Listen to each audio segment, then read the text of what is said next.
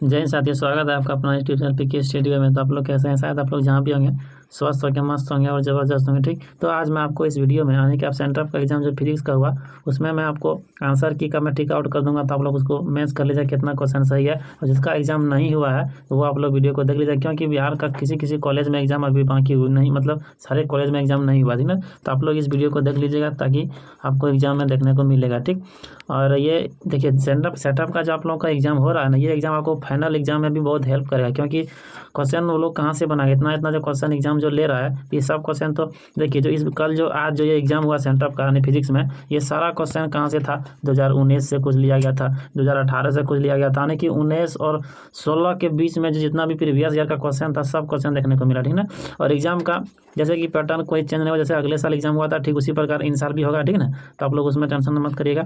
चलिए अब question number हम लोग 1 को पढ़ते हैं। देखिए क्वेश्चन नंबर 1 में क्या लिखा गया है कि निम्नलिखित में कौन संबंधित सही है। हाँ, कौन सा संबंध सही है? ठीक, वो देखना है कौन सा रिलेशन सही है। ठीक, देखिए यानी कि विद्युत क्षेत्र ई बराबर, हाँ विद्युत क्षेत्र ई बराबर क्या होगा?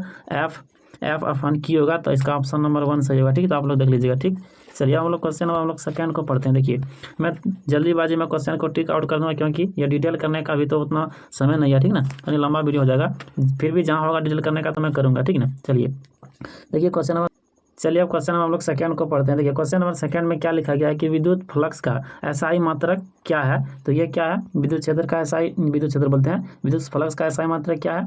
ये आप लोग याद रखिएगा, वोल्ट मीटर। ठीक ना, उसके बाद देखिएगा कि ओ मीटर जो होता है वो प्रतिरोध का एसआई मात्रक होता है, यानी कि ऑप्शन नंबर में ये जो 1 है ना, ये प्रतिरोध का एसआई मात्रक होगा। ठीक ना, उसके बाद विद्युत क्या लिखा है कि बी नंबर में ऑप्शन में लिखा है कि एम्पियर मीटर। एम्पियर मीटर क्या होता है? विद्युत धारा का एसआई मात्रक होता है। ठीक ना, उसके बाद देखिए ऑप्शन नंबर डी में जो लिखा गया है कि वोल्ट पर मीटर लिखा हुआ है विद्युत क्षेत्र तीव्रता का मात्रक होगा। ठीक ना, तो इस क्वेश्चन के अकॉर्डिंग आंसर क्या होगा कि विद्युत फ्लक्स का एसआई मात्रक वोल्ट मीटर हो जाएगा। ठीक, चलिए अब क्वेश्चन नंबर 3 को पढ़ते हैं। देखिए क्वेश्चन नंबर 3 में क्या लिखा गया कि संबंध यानी कि Q बराबर एन ई में यानी कि क्वांटीकरण के बारे में पूछ रहा है कि निम्न इसमें कौन n का मान संभव नहीं है। ठीक है, तो वो आप लोगों को देखना है, ऑप्शन नंबर ये डी इसका हो जाएगा। ठीक, चलिए आगे देखना है। क्वेश्चन नंबर हम लोग 4 को पढ़ते हैं और थोड़ा जल्दीबाजी में खत्म करते हैं। देखिए क्वेश्चन नंबर 4 में लिखा गया है कि पदार्थ की प्रतिरोधकता के लिए निम्नलिखित में कौन सही है। तो ये आप लोगों को देखना है कौन सही है। ये हो जाएगा आपका रो बराबर क्या होगा कि रो बराबर होगा आर ए अपन एल हो जाएगा। ठीक, तो आपको इसका याद रखिएगा, ऑप्शन नंबर सी इसका आंसर सही होगा। ठीक ना, चलिए हम क्वेश्चन नंबर 5 को पढ़ते हैं। देखिए क्वेश्चन नंबर 5 में लिखा गया कि जब किसी वस्तु को आवेशित किया जाता है तो उसका द्रव्यमान क्या होता है। यानी कि जब किसी वस्तु को हम लोग आवेशित करेंगे तो इलेक्ट्रॉन का और प्रोटॉन में जो आदान प्रदान होगा तो वो घट सकता है, वो बढ़ सकता है। ठीक ना, ये इसका ऑप्शन नंबर हम लोग कितना को ठीक करेंगे? सी को। ठीक ना, थोड़ा देख लीजिएगा आप लोग ठीक से। चलिए अब हम लोग आगे देखते हैं। अब आगे हम लोग देखते हैं क्वेश्चन नंबर 6 को पढ़ते हैं। देखिए क्वेश्चन नंबर 6 में क्या लिखा गया तो आप लोग देखिएगा ठीक से। क्वेश्चन नंबर 6 में लिखा गया कि विद्युत आवेश का क्वांटम यानी कि ESU, जिसको हम लोग क्या बोलते हैं? Electrostatic unit. या ESU का फुल फॉर्म क्या होता है? इलेक्ट्रोस्टैटिक यूनिट का मात्रक होता है। ठीक ना, तो आप लोगों को देखना है क्या होगा, ऑप्शन नंबर बी इसका सही आंसर देगा। ठीक, तो आप लोग याद रखिएगा। चलिए अब हम लोग क्वेश्चन नंबर हम लोग 7 को पढ़ते हैं। देखिए क्वेश्चन नंबर 7 में क्या लिखा गया कि निम्नलिखित सूक्ष्म विद्युत द्विध्रुव के मध्य बिंदु से r दूरी पर स्थित विद्युत विभव समानुपाती होता है। तो किसके समानुपाती होता है? 1/r² होता है। क्या होता है? 1/r²। तो आप लोग इसको याद रखिए, ऑप्शन नंबर सी इसका आंसर सही होगा। ठीक ना, तो चलिए अब हम लोग आगे देखते हैं।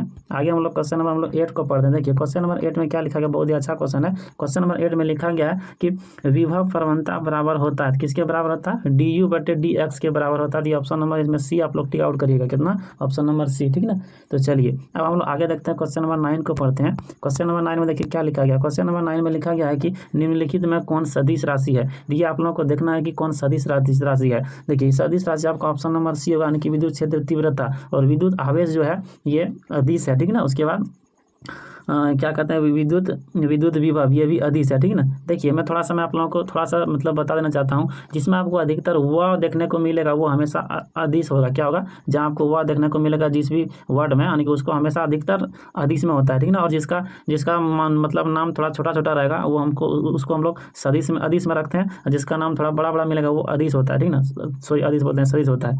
चलिए आगे हम लोग देखते हैं क्वेश्चन नंबर हम लोग 10 को पढ़ते हैं। क्वेश्चन नंबर 10 में क्या लिखा गया है कि यदि किसी खोखले गोलीय चालक को धन आवेशित किया जाता है तो उसका भीतर विभव क्या होता है? भीतर विभव क्या होता है? ऋणात्मकता और समरूपता होती है, यानी कि ऑप्शन नंबर इसका डी सही होगा। ठीक ना, तो आप लोग इसको याद रखिएगा। चलिए आगे हम लोग देखते हैं, क्वेश्चन नंबर हम लोग 11 को पढ़ते हैं। क्वेश्चन नंबर 11 में क्या लिखा गया तो आप लोग को देखना है, यदि प्रतिरोध R तथा धारिता C को, यानी धारिता C हो, यानी क्या लिखा गया, यदि प्रतिरोध R तथा धारिता C हो तो RC का भी विमीय सूत्र क्या होता है? तो वो आप लोगों को देखना है कि विमीय सूत्र क्या होता है। इसमें क्या होता है कि ये जो T होता है ना वो कांस्टेंट होता है, तो इसका ऑप्शन नंबर इसमें ए होता है सही। ठीक ना, आप लोग याद रखिएगा कि M0 L0 T होगा, इसका आंसर होगा। ठीक ना, चलिए अब हम लोग क्वेश्चन नंबर 12 को पढ़ते हैं। क्वेश्चन नंबर 12 में लिखा गया कि संधारित्र 1 है, संधारित्र 2 है। ठीक ना, उसके बाद दोनों को क्या है, संधारित्रों को श्रेणी क्रम में जोड़ा जाता है। तो श्रेणी क्रम में जोड़ने के बाद क्या बोलता है, तो उनके बीच 1200 वोल्ट का विभवांतर आरोपित करता है। फिर पूछ रहा है कि संधारित्र 2 वाले, यानी संधारित्र 1 वाले संधारित्र के सिरों के बीच विभवांतर होगा। तो वो आप लोग देखिए, ये क्वेश्चन थोड़ा न्यूमेरिकल टाइप का है, तो आप लोग को देखना है कैसे ये बनेगा। ठीक ना, देखिए जैसे यदि हम लोग इसको श्रेणी क्रम में जोड़ते हैं तो क्या होगा कि 2 × 4, उसके बाद 2 + 4। ठीक ना, तो ये कितना होगा, दोनों को एक गुना करेंगे तो 8/6 होगा। ठीक ना, उसके बाद क्या होगा, फिर बोला गया है कि Q बराबर क्या होता है, C × V होता है। तो एक संधारित्र कितना है, 8/6 है, और V का मान वोल्ट यानी 1200 है। देखिए थोड़ा सा मैं कलर चेंज कर लेता हूँ। देखिए क्या लिखा गया था कि थोड़ा पहले हटा लेते हैं। ठीक ना, थोड़ा सा देखिए, थोड़ा ठीक से आप लोग देखिए, ये तो हम लोग मान निकाल लिए थे। यानी कि ये क्या मान था, यानी कि Q बराबर क्या था, ये यहाँ 6 है। ठीक ना, देखिए क्या था कि Q बराबर C V होता है। ठीक ना, तो संधारित्र को एक यहाँ निकाल के हम लोग रखे हैं कि 8/6 इंटू कितना करेंगे, V वोल्ट 12 है, 1200 है। इसको हम लोग यदि हटाते हैं, ये कितना होगा, यहाँ ये 200 होगा, दोनों को गुना करेंगे तो 1600 होगा, और लास्ट में बोला है कि 2, तो 2 से इसको भाग करेंगे तो कितना होगा, 800 निकलेगा। ठीक ना, तो इसका आंसर क्या हो जाने वाला है, 800 वोल्ट। आप लोग याद रखिएगा, ऑप्शन नंबर डी। ठीक, चलिए आगे हम लोग क्वेश्चन नंबर 13 को पढ़ते हैं। देखिए क्वेश्चन नंबर 13 में क्या लिखा गया कि एक आदर्श एमीटर का प्रतिरोध होता है, कितना होता है, एक आदर्श आमीटर का प्रतिरोध होता है 0 होता है। तो आप लोग याद रखिएगा, ऑप्शन नंबर ए में ही लिखा गया है। ठीक ना, चलिए हम लोग आगे देखते हैं। आगे हम लोग देखते हैं क्वेश्चन नंबर हम लोग पढ़ते हैं 14 को। देखिए क्वेश्चन नंबर 14 में क्या लिखा गया है, क्वेश्चन नंबर 14 में लिखा गया है कि आवेश के पृष्ठ घनत्व का मात्रक क्या होता है। तो वो आप लोग को देखना है, क्या होता है, वो होता है कूलम पर मीटर स्क्वायर होता है। ठीक ना, तो आप लोग याद रखिए, ऑप्शन नंबर सी इसका आंसर हो जाएगा। ठीक ना, तो चलिए आगे हम लोग देखते हैं, आगे अब हम लोग पढ़ते हैं। इसका आंसर क्या होगा, ऑप्शन नंबर सी बोले ठीक आंसर है। ठीक है इसका, चलिए आगे हम लोग देख लेते हैं।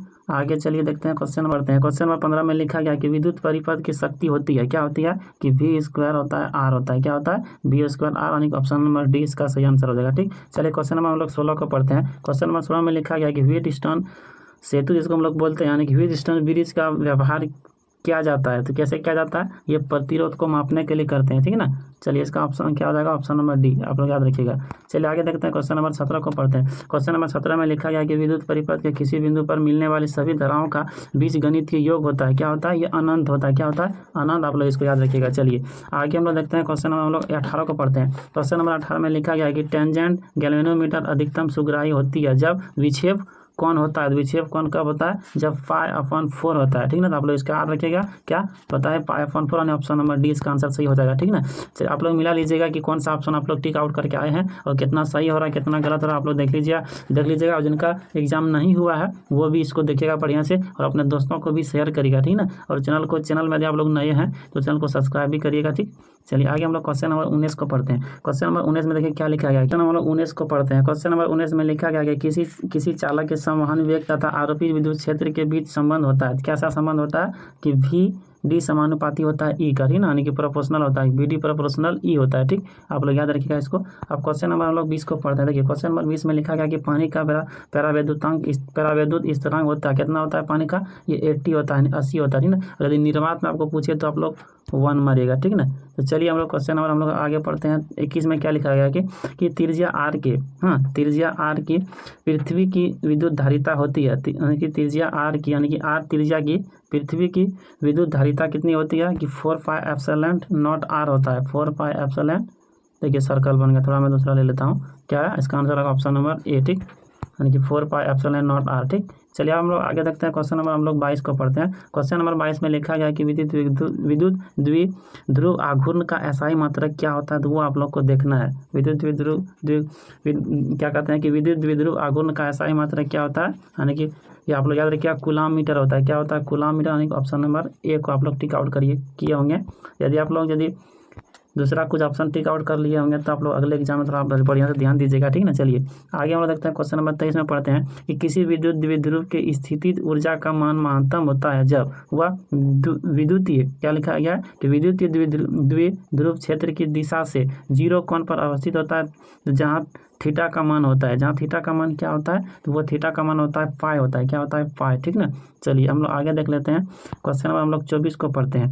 देखिए क्वेश्चन नंबर 24 में क्या लिखा गया है। क्वेश्चन नंबर 24 में लिखा गया कि यदि किसी आवेश को निम्न विभव क्षेत्र से उच्च विभव क्षेत्र में लाया जाता है तो क्षेत्र की विद्युत स्थितिज ऊर्जा क्या होती है? वो क्या होती है वो आप लोगों को याद रखना है कि ऑप्शन नंबर इसका कितना आप लोग को टिक आउट करिएगा, बढ़ती है, ठीक ना। आप लोग इसको आप ऑप्शन नंबर बी, ठीक। चलिए आगे हम लोग क्वेश्चन नंबर 25 को पढ़ते हैं। देखिए क्वेश्चन नंबर 25 में क्या लिखा गया है कि किसी गोली पृष्ठ के अंदर -q आवेश रख दिया जाए तो संपूर्ण पृष्ठ से निकलने वाले विद्युत फ्लक्स कितना होगा, वो आप लोगों को बताना है। कितना हो जाएगा वो आप लोगों को बताना होगा कि Q/ε0 होगा। Q/ε0 यानी ऑप्शन नंबर बी, आप लोग इसको याद रखिएगा। चलिए आगे हम लोग देखते हैं क्वेश्चन नंबर 26 में क्या लिखा गया है। क्वेश्चन नंबर 26 में लिखा गया है कि स्थिर विभवांतर पर यदि किसी विद्युत फ्लक्स का प्रतिरोध आधा कर दिया जाए तो उसका उत्पन्न ऊष्मा का मान होगा। देखिए इसको थोड़ा सा मैं आप लोगों को नंबरिकल टाइप का है, जैसे कि होता है कि हीट बराबर क्या होता है कि V²R होता है, ठीक ना। बोल रहा है कि यदि हम लोग प्रतिरोध को आधा कर दिया जाए, हाँ आधा कर देंगे तो यहाँ तो 2 लिखेंगे।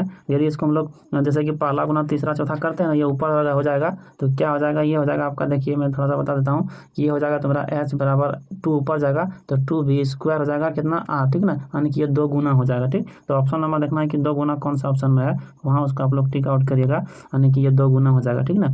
चलिए आगे हम लोग देखते हैं 27 नंबर क्वेश्चन में क्या लिखा गया है। 27 नंबर क्वेश्चन में लिखा गया है कि किसी बिंदुवत स्रोत से परिमित दूरी पर तरंगग्राह होता है। कैसा होता है? ये गोलाकार होता है, ठीक ना, ठीक। चलिए यानी इस पे क्या कहते हैं उसको, स्फेरिकल होता है, ठीक ना। चलिए आगे हम लोग क्वेश्चन नंबर हम लोग 28 को पढ़ते हैं। लिखा गया है कि जिसको बोलते हैं कि अपवर्तनांक, इसको हम लोग म्यू बोलते हैं, अपवर्तनांक तथा ए प्रिज्म कोण वाले पतले प्रिज्म का न्यूनतम विचलन कोण होता है। तो ये होता है कि μ-1 होता है। क्या होता है कि μ-1 इंटू ए होता है। ऑप्शन नंबर आप लोग बी को टिक आउट करिएगा, ठीक ना।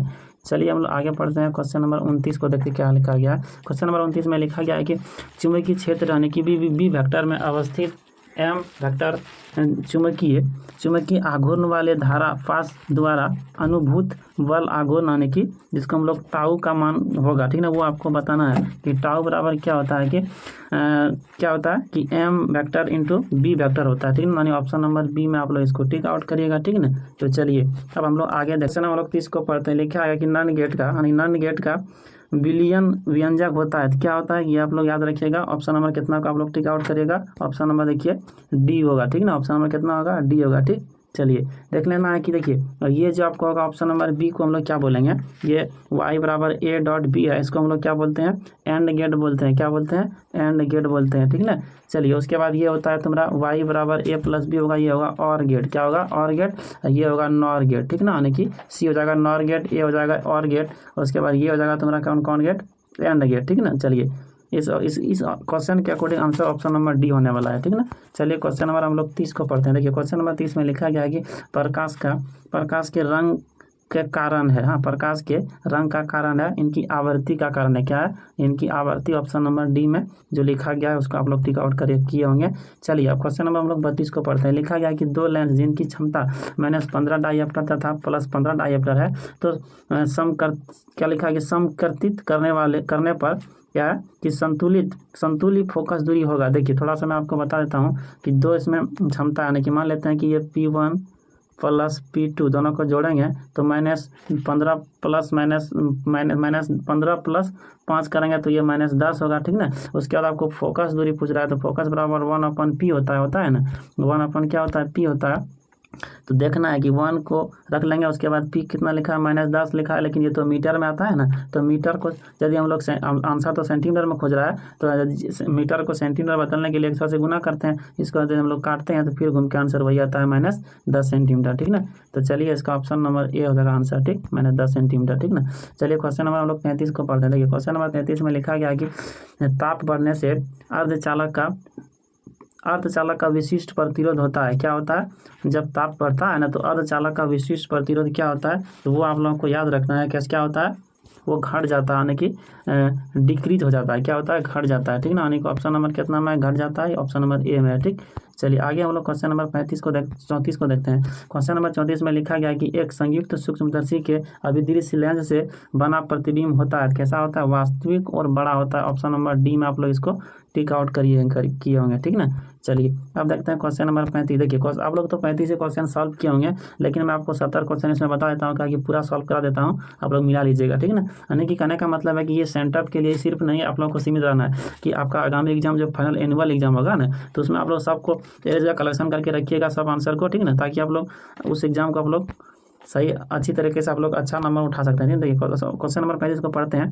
लिखा गया कि एक उत्तल लेंस को ऐसे द्रव में डुबाया जाता है जिसका अपवर्तनांक लेंस के पदार्थ के अपवर्तनांक के बराबर हो, तो उसका लेंस की फोकस दूरी क्या होती है? वो क्या होती है? वो अनंत होती है। यानी कि ऑप्शन नंबर हम लोग कितना को बी को टिक आउट करेंगे। ठीक ना, ये आप लोग इसको याद कर लीजिएगा। ठीक, चलिए आगे हम लोग क्वेश्चन नंबर 32 को पढ़ते हैं। 32 बोलते हैं क्वेश्चन नंबर 36 को। देखिए क्वेश्चन नंबर 36 में लिखा गया कि पृथ्वी के चुंबकीय क्षेत्र BH में यदि चुंबकीय सुई के दोलन की आवृत्ति n हो तो क्या होता है? ये होता है आपका n² BH होता है। ऑप्शन नंबर आप लोग बी को टिक आउट किए होंगे। ठीक, चलिए हम देखते हैं क्वेश्चन नंबर हम लोग 37 को पढ़ते हैं। क्वेश्चन नंबर 37 में देखिए क्या लिखा गया कि सामान्य समायोजन के लिए खगोलीय दूरदर्शन का आवर्धन होता है। क्या होता है? ये ऑप्शन नंबर आपको बी को आप लोग टिक आउट करिएगा। ठीक, चलिए हमें लेट नहीं करके, क्योंकि देखिए आप लोगों को तो एग्जाम में सिर्फ 35 सवाल सॉल्व करना है, लेकिन थोड़ा आप लोग जल्दीबाजी में पूरा देख लीजिएगा। हम लोग कभी स्पीड चलते हैं। देखिए क्वेश्चन नंबर 38 में लिखा गया है कि पृथ्वी नहीं यानी कि सूर्य के प्रकाश का स्पेक्ट्रम होता है। कैसा होता है? ये रेखीय स्पेक्ट्रम होता है। ठीक ना, तो आप लोग याद रखिएगा। ठीक, कैसा होता है? रेखीय यानी कि लाइन स्पेक्ट्रम होता है। ठीक, रेखीय इसको हम लोग बोलते हैं। आगे हम लोग देखते हैं क्वेश्चन नंबर 39 में क्या लिखा है कि जितने समय में किसी रेडियो सक्रिय पदार्थ का परिमाण अपने प्रारंभिक परिमाण से आधा होता है तो वह उसे क्या कहते हैं? अर्ध आयु कहते हैं। क्या कहते हैं? अर्ध आयु कहते हैं। ठीक ना, चलिए स्पीड में हम लोग देख लेते हैं। क्वेश्चन नंबर 40 में लिखा गया कि किसी प्रत्यावर्ती धारा में किसी प्रत्यावर्ती परिपथ में धारा आई बराबर 5 cos ओमेगा टी एम्पियर तथा वोल्ट 12 कितना है? ये वोल्ट बराबर कितना है कि 200 साइन ओमेगा टी वोल्ट है। तो परिपथ की शक्ति कितना होगी? तो ये आप लोगों को याद रखना है कितना होगा? ये होगा आपका 0 होगा। ठीक ना, ऑप्शन नंबर आप लोग डी को टिक आउट करिएगा। चलिए अब हम लोग आगे देखते हैं। क्वेश्चन नंबर हम लोग 41 को पढ़ते हैं। देखिए क्वेश्चन नंबर 41 में क्या लिखा गया है? चुंबकीय प्रेरण का ऐसा ही मात्रक होता है। यह होता है कि वेबर मीटर होता है। क्या होता है? वेबर मीटर होता है। ठीक ना, तो आप लोग याद रखिएगा ऑप्शन नंबर जो होता है ना वेबर मीटर पर मीटर स्क्वायर होता है ना, ऑप्शन नंबर बी को टिक आउट करेगा। ठीक ना, चलिए आगे हम लोग देख लेते हैं। क्वेश्चन नंबर हम लोग 42 को पढ़ते हैं। ये क्वेश्चन नंबर 42 में लिखा गया कि ताप पर आमीटर मापता है, उसको हम लोग क्या बोलते हैं? प्रत्यावर्ती धारा का मात्रा है, उसको हम लोग क्या बोलेंगे? औसत धारा बोलेंगे। क्या बोलेंगे? औसत धारा। ऑप्शन नंबर डी को आप लोग ऑप्शन नंबर ए को टिक आउट करेगा। उसके बाद देखिए क्वेश्चन नंबर हम लोग 43 को पढ़ते हैं। क्वेश्चन नंबर 43 में लिखा गया है कि त्वरित आवेश उत्पन्न करती है। त्वरित आवेश कौन उत्पन्न करती है? तो विद्युत चुम्बकीय तरंग करती है। कौन करती है? विद्युत चुम्बकीय तरंग करती है। ये आप लोग याद रखिएगा। चलिए अब हम लोग क्वेश्चन नंबर 44 को पढ़ते हैं। लिखा गया है किसी चुम्बकीय विकिरण की ऊर्जा यानी कि 13.2 kV मतलब है, तो विकिरण किस क्षेत्र से संबंधित है? ये एक्स किरण से संबंधित है। किससे? जिससे हम लोग एक्सरे जो करवाते हैं ना, ये एक्स किरण है। ये क्या करती है? वो हम लोग क्या कहते हैं कि वो यानी कि चमड़ी को भी भेद करके अंदर से वो क्या करते हैं कि वो हड्डियों का पता करते हैं कैसा क्या है कि नहीं है। ठीक ना, चलिए हम लोग आगे पढ़ लेते हैं। आगे क्वेश्चन नंबर हम लोग 45 को पढ़ते हैं। लिखा गया है कि दूरदृष्टि को दूर करने के लिए कौन सा लेंस का उपयोग करते हैं? दूरदृष्टि के दूर करने के लिए हम लोग उत्तल लेंस का करते हैं, और चलिए निकट दृष्टि के लिए हम लोग करते हैं अवतल का। ठीक ना, चलिए अब क्वेश्चन नंबर हम लोग अब पढ़ते हैं। 46 में लिखा है कि मानव नेत्र विभेदन क्षमता कितना होती है? 1 मिनट होती है। ठीक है, आप लोग याद रखिएगा। चलिए आगे हम लोग देख लेते हैं। क्वेश्चन नंबर 47 में क्या लिखा गया है कि किसी नमूना की परमाणु संख्या Z तथा परमाणु द्रव्यमान A है, तो इसके न्यूक्लियस में न्यूट्रॉन की संख्या कैसे निकालते हैं? ये हम लोग A-Z करेंगे। ठीक है ना, ऑप्शन नंबर आपको डी को याद रखिएगा। चलिए आगे हम लोग क्वेश्चन नंबर 48 को पढ़ते हैं। क्वेश्चन नंबर 48 में लिखा गया है कि चुंबकीय द्विध्रुव आघूर्ण एक सदिश राशि है, तो निर्देशित करता है। क्या करता है कि वो दक्षिण से उत्तर ध्रुव निर्देशित करता है, यानी कि उल्टा चलता है। ये ऑप्शन नंबर बी होगा इसका। ठीक ना, चलिए आगे हम लोग देखते हैं।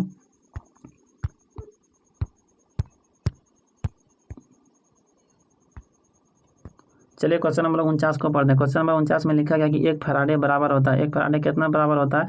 देखिए ये जो ऑप्शन दिया हुआ है थोड़ा सा इसमें मिस्टेक है। देखिए क्या मिस्टेक है इसमें, क्या आपको याद रखिएगा। ये होता है कि 1 पर वोल्ट कूलम होता है, लेकिन ये ऑप्शन नहीं दे करके, लेकिन इसी आयोग आपका आंसर यही मानेगा, लेकिन ऑप्शन नंबर आप लोग सी लगाइएगा, ठीक ना। चलिए हम लोग आगे देखते हैं। क्वेश्चन नंबर हम लोग पढ़ते हैं 50 में। देखो क्या लिखा गया कि चुंबकशीलता के लिए निम्नलिखित में से कौन सा सही है, ठीक ना। तो ये आप लोग याद रखिएगा कौन सा सही है। ये ऑप्शन नंबर आपको 1 हो जाएगा सही, ठीक ना। ठीक, चलिए आगे हम लोग देख लेते हैं 51 नंबर क्या लिखा गया है। 51 नंबर में लिखा गया है कि विद्युत चुम्बकीय तरंग के संचरण की दिशा है, कैसा दिशा है, ये आप लोग याद रखिएगा कि हो जाएगा आपका कि E vector into B vector के समांतर, यानी ऑप्शन नंबर डी इसका आंसर होगा, ठीक ना। चलिए आगे हम लोग देखते हैं क्वेश्चन नंबर हम लोग अब पढ़ते हैं 52 को। लिखा गया कि विद्युत विभव बराबर है क्यू, क्या है, विद्युत विभव बराबर है यानी कि W अपन क्यू होगा, ठीक ना। आप लोग याद रखिएगा ऑप्शन नंबर इसका बी होगा सही, ठीक। चलिए आगे हम लोग लेट नहीं करके जल्दी से पढ़ते हैं। देखिए क्या लिखा है, प्रकाश वर्ष किस भौतिक राशि का मात्रा, ये कंफ्यूज कर देता है, लेकिन आप लोग याद रखिएगा इसका आंसर होगा दूरी, ठीक ना। चलिए आगे हम लोग देखते हैं 54 नंबर में क्या लिखा गया है। 54 नंबर में लिखा गया कि हाइड्रोजन परमाणु में इलेक्ट्रॉन का न्यूनतम कक्षीय कोण होता है, क्या होता है, यह होता है कि H/2 होता है। ऑप्शन नंबर सी को आप लोग टिक आउट करिएगा, ठीक ना। चलिए आगे हम लोग देखते हैं 55 नंबर में क्या लिखा गया है। 55 नंबर में लिखा गया प्रकाश का व्यतिकरण निम्नलिखित में से किस भौतिक राशि के क्या लिखा गया पुनर्वितरण के कारण होता है, ठीक ना। यह होता है तीव्रता का, क्या होता है, तीव्रता आप लोग याद रखिएगा, ठीक ना। यानी कि ऑप्शन नंबर आपको इसको बी को लगाइएगा, ठीक ना। चलिए आगे हम लोग देख लेते हैं। आगे देखो क्या लिखा गया है। आगे लिखा गया है कि बोर का आवर्ती शर्त है, तो ये ऑप्शन नंबर आपको 1 को टिक आउट करेगा कि E1 - E2 बराबर होगा H म्यू, ठीक ना। तो आप लोग इसको ऑप्शन नंबर कितना को टिक आउट करेगा, 1 को, ठीक। चलिए आगे हम लोग देखते हैं 57 नंबर में क्या लिखा गया है। 57 नंबर में लिखा गया कि प्रकाश में साबुन का बुलबुला रंगीन प्रतीत होता है, क्यों प्रतीत होता है, वो प्रकीर्णन बोलते हैं, व्यतिकरण के लिए। हाँ, ऑप्शन नंबर आपको डी को टिक आउट करना है, कितना को, डी को, ठीक। चलिए आगे देखते हैं 58 नंबर में क्या लिखा गया है। 58 नंबर में लिखा गया प्रकाश की किरण जब एक माध्यम से दूसरे माध्यम में जाती है तो उसके मुड़ने की क्रिया को कहते हैं, क्या कहते हैं हम लोग, उसको हम लोग क्या कहते हैं, विवर्तन कहते हैं। ऑप्शन नंबर आप लोग बी को टिक आउट करेगा, ठीक ना। चलिए आगे हम लोग देख लेते हैं क्वेश्चन नंबर 59 में क्या लिखा गया है। लिखा गया कि नाभिक की अभिक्रिया में संरक्षित भौतिक राशि कैसी होती है। हाँ, ये आपको रेखीय संवेग भी होता है, कोणीय संवेग भी होता है, कुल आवेश भी होता है। इसके अकॉर्डिंग आंसर का ऑप्शन नंबर डी होगा, नहीं इनमें से सभी, ठीक ना। चलिए हम लोग क्वेश्चन नंबर 60 को पढ़ते हैं। लिखा गया कि प्रकाश तंतु संचार निम्न में से किस घटना पर आधारित है, यह पूर्ण आंतरिक परावर्तन के नियम पर आधारित है। ऑप्शन नंबर 1 सही होगा, ठीक ना। चलिए आगे हम लोग देखते हैं 61 नंबर में क्या लिखा गया है। लिखा गया निम्न में से कौन सी किरणें चुंबकीय क्षेत्र द्वारा विक्षेपित नहीं होती है, किसके द्वारा, ये गामा जो किरणें हैं ना, ये चुंबकीय क्षेत्र द्वारा विक्षेपित नहीं होता, ठीक ना। ये ऑप्शन नंबर सी को टिक आउट करेगा। आगे देखिए क्वेश्चन नंबर लिखा गया 62 में क्या लिखा गया। लिखा गया क्षमता को मापने के लिए निम्नलिखित में से कौन सा मात्रक सही है, तो ये डेसिबल होता है, ठीक ना। डेसिबल जो ध्वनि का भी मात्रक होता है, ठीक ना। जो हम लोग आवाज़ होता है ना, साउंड, उसको भी हम लोग डेसिबल से ही मापते हैं, ठीक है। अब आप लोग याद रखिएगा निम्नलिखित में से निम्नलिखित में कौन औसत रंग कहलाता है। ये जो येलो होता है, पीला जो कलर होता है, ये औसतन मान कहलाता है, औसत एवरेज होता है ना, ज़्यादा नहीं कम होता है, ठीक। आप लोग याद रखिएगा। चलिए अब हम लोग आगे पढ़ते हैं। देखिए आगे लिखा गया क्वेश्चन नंबर 64 में निम्नलिखित में कौन ये आवृत्ति के लिए सही है, क्या है, ऑप्शन नंबर आपको 1 को आप लोगों को टिक आउट करना है, ठीक। चलिए आगे हम लोग देखते हैं क्वेश्चन नंबर 65 में क्या लिखा गया है। क्वेश्चन नंबर 65 में जो लिखा गया आप लोग देखिएगा बढ़िया से, थोड़ा सा इसको हटा लेते हैं। देखिए क्वेश्चन नंबर 65 में लिखा गया कि डायनेमो के कार्य खाली जगह का सिद्धांत पर आधारित है, यह विद्युत चुम्बकीय प्रेरण पर आधारित है। ऑप्शन नंबर आपको 1 को टिक आउट करना है, ठीक ना। चलिए आगे देखते हैं 66 में। देखिए 66 में लिखा गया कि प्रत्यावर्ती धारा परिपथ में यदि धारा I एवं वोल्टेज V के बीच विभवांतर कलांतर क्या है, उसको हम लोग क्या बोलते हैं, फाई। हाँ, फाई हो तो धारा का वाटहीन घटक होता है। ये ऑप्शन नंबर आपको 1 को टिक आउट करना है, कितना को, 1 को, ठीक ना। चलिए आगे हम लोग देख लेते हैं 67 नंबर क्वेश्चन। देखिए 67 नंबर क्वेश्चन में क्या लिखा गया कि आयाम अधिमिश्रण में अधिमिश्रित सूचकांक होता है, कितना होता है, ये ऑप्शन नंबर आपको बी को करना, यानी कि 1 से 0 के बीच में होता है, ठीक ना, यानी 0 और 1 के बीच में होता है। चलिए क्वेश्चन नंबर 68 को पढ़ते हैं कि अर्धचालक में विद्युत चालकता का कारण है क्या, ये इलेक्ट्रॉन एवं छिद्र दोनों होता है। ऑप्शन नंबर आपको सी को टिक आउट करना है, ठीक। चलिए अब क्वेश्चन नंबर हम लोग पढ़ते हैं 69 में। लिखा गया प्लांट नियतांक की विमा होती है। प्लांट नियतांक की विमा क्या होती है, जिसको आप लोग को देखना है। ये इसका होता है कि ml² T⁻⁻² होता है। ऑप्शन नंबर हम लोग कितना को टिक आउट करेंगे, ऑप्शन नंबर हम लोग 1 को, 1 बोलते हैं, सॉरी थोड़ा सा गलत हो रहा है। ये ऑप्शन नंबर आपको बी को टिक आउट करना है, कितना को, ऑप्शन नंबर बी को टिक आउट करना है, ठीक ना, इसको, ठीक। चलिए आगे हम लोग देख लेते हैं क्वेश्चन नंबर 70 में क्या लिखा गया है। क्वेश्चन नंबर 70 में लिखा गया किसी धातु से तापयानिक, क्या लिखा है कि तापयानिक उत्सर्जन समानुपाती होती है। क्या होती है? ये टी स्क्वायर के समानुपाती होती है, ठीक है ना। आप लोग इसको याद रखिएगा, ठीक। चलिए मैं इस वीडियो में आपको क्या किया कि फाइनली 70 ऑब्जेक्टिव क्वेश्चन का जो सेटअप एग्जाम हुआ था आज फिजिक्स का, उसको मैं पूरा डिटेल में आप लोगों को बता दिए। उसके बाद आप लोग जिसका एग्जाम नहीं हुआ है वो आप लोग इस वीडियो को फिर से देख लीजिएगा, ठीक ना। और अपने दोस्तों को तो आप लोग शेयर भी कर दीजिएगा। चलिए मैं और इस सब्जेक्टिव भी क्वेश्चन आप लोग को दिखा देता हूँ, आप लोग इसको देख लीजिएगा। आप लोग इसको तो पढ़े होंगे, ठीक ना। अभी बताने का उतना समय नहीं है, ठीक ना। चलिए आप लोग क्वेश्चन देख लीजिएगा आराम से। ये देखिए यही क्वेश्चन था, ठीक ना। चलिए फिर मिलते हैं किसी नेक्स्ट वीडियो में नेक्स्ट टॉपिक के साथ। तब तक आप लोग पढ़ते रहिए, मुस्कुराते रहिए, ठीक ना। चलिए धन्यवाद।